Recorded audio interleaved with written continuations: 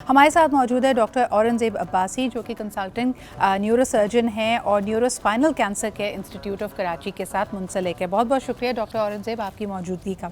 एक बड़ा इंटरेस्टिंग सवाल हमारे पास आया है, एपिलेप्सी या फिर जिसको कहते हैं ना कि सीजर्स जिनको होते हैं और मिर्गी के दौरे पड़ते हैं, उनके हवाले से आज सवाल आया है कि वो रमज़ान में अगर रोज़ा इख्तियार करना चाहें तो क्या उनके लिए डूज़ एंड डोंट्स होंगे, तो बताइए। अच्छा, सबसे पहले तो उसकी वजह देखनी पड़ेगी कि उनको जो झटके पड़ते हैं उसका रीज़न क्या है। सही। क्या उन्होंने उसको रिजॉल्व किया है? जैसे इसकी बहुत सारी, एक तो ब्रेन में कोई रसोली ट्यूमर वगैरह भी हो सकता है जी।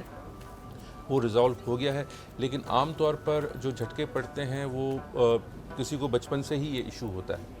अब उसमें देखना पड़ेगा कि क्या वो रोज़े रख सकते हैं या नहीं। उसके लिए दो तीन चीज़ें हमें देखनी पड़ती हैं। सबसे पहले ये कि जो लोग रोज़ा, जिनको जो फिट्स हैं, अगर उनको एक मेडिकेशन पे है, सिंगल मेडिकेशन, तो वो रोज़ा रख सकते हैं। लेकिन जो 2 या 3 मेडिकेशन यूज़ करते हैं अपने झटकों के लिए, क्योंकि वैरायटी है ना इसमें, कि ज़रूरी नहीं कि वो एक ही ड्रग्स पे हों, वो 2 या 3 ड्रग्स पे भी हो सकते हैं। तो उसमें देखना पड़ेगा कितनी ड्रग्स पे है। If they are using 3 drugs तो फिर उनके लिए पॉसिबल नहीं है। जो 2 मेन फैक्टर्स होते हैं वो होती है स्लीप, जी। कि क्या उनकी स्लीप कंप्लीट है और क्या वो ड्रग उन पे असर कर रही है। एक तो उनको थकावट नहीं होनी चाहिए। जो झटकों की बहुत कॉमन रीज़न है वो है नींद का कम होना, जिनको फिट्स पड़ते रहते हैं। जी। एक चीज़। सेकंड, कि मेडिकेशन कितना असर कर रही है। अच्छा, दूसरा ये है कि जिनको डायग्नोस हुए हैं फिट्स, झटके, उनके फर्स्ट ईयर में जो है वो रोज़े नहीं रख सकते।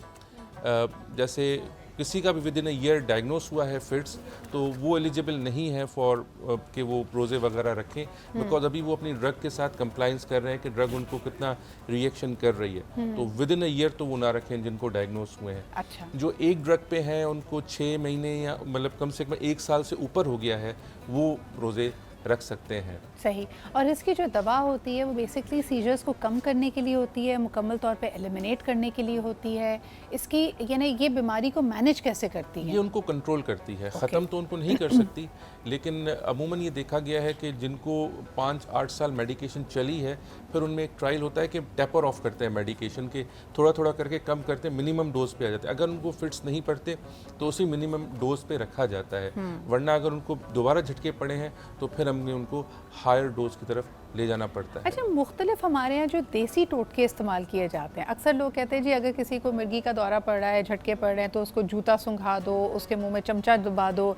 ये सब, ये आपको लगता है ये बिल्कुल फरसूदा बातें हैं? नहीं, बहरहाल जूते वगैरह का तो कोई कॉन्सेप्ट नहीं है, लेकिन अगर कोई कपड़ा वगैरह इस तरह से चीज़ हो, तो जिनको जनरलाइज फिट्स पड़ते हैं ना पूरी बॉडी में, तो उनको क्या करते हैं, चम्मच कहते हैं, कपड़ा कहते हैं, कुछ तरह मुंह में डाल दिया जाता है कि उनका टंग बाइट ना हो, ज़बान को। और अक्सर उसका रीज़न भी यही होता है कि आइदर या तो उनकी स्लीप पूरी नहीं है, या स्ट्रेस में है, या बहुत ज़्यादा थकावट हो गई है, ख़ास तौर पे जो फिट्स की दवाई वगैरह लेते हैं उनके लिए।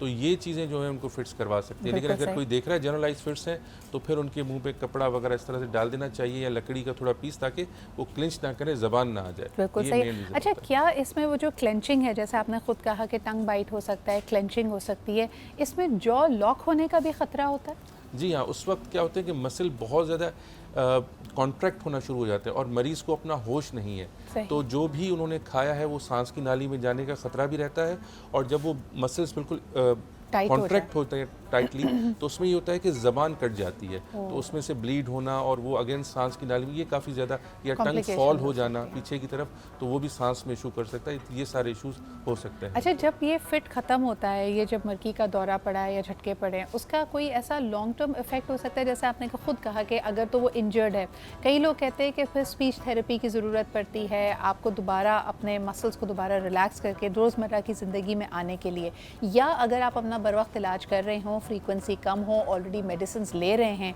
तब तो your life will become as usual after the fits. जो पहले तो बात यह है कि डेफिनेटली इस तरह के पेशेंट थोड़ा डिप्रेशन में तो जाते हैं कि हमारे साथ ही क्यों, या हमें क्यों, लेकिन अगर वो पहले से मेडिकेशन ले रहे हैं तो उनको अपना डोज एडजस्ट करना पड़ेगा। थेरेपी की डेफिनेटली उनको न्यूरोलॉजिस्ट या न्यूरोसर्जन से ज़रूरत होती है कि वो अपनी थेरेपी करवाएं, काउंसलिंग करवाएं, लेकिन ये है अगेन मेडिकेशन तो लेनी पड़ेगी, and they have to adjust their at least dose, और प्लस में अपना लाइफ स्टाइल, कि अगर उनका बहुत ज़्यादा मोबाइल का यूज़ है, रात को देर तक जाग रहे हैं, सुबह जल्दी उठना पड़ता है उनको, या बहुत ज़्यादा काम करना पड़ता है फिज़िकली, तो ऐसे काम ना करें जिनकी वजह से वो फिट्स की तरफ जाएं। बिल्कुल सही। तो आप अपना देखें, हर चीज़ का ताल्लुक कहीं ना कहीं आपके स्ट्रेस, आपके तनाव से है।